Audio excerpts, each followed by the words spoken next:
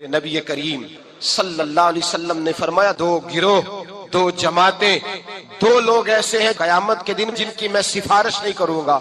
सहाबा किराम की आंखें खुल गईं, हैरत के साथ कांपते होठों से, लरसती आंखों से देखने लगे, महबूबा वो कौन से ऐसे कम नसीब हैं जो सुबह कयामत आपकी रहमतल लिल आलमीन से भी महरूम रहेंगे, जिन्हें आपकी शफाअत कयामत में भी नहीं मिलेगी, वो बदनसीब कौन से हैं?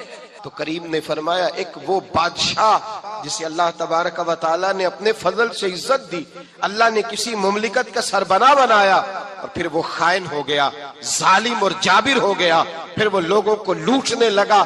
सुबह कयामत मेरे मुस्तफा करीम फरमाते मेरी शफाअत से महरूम रहेगा।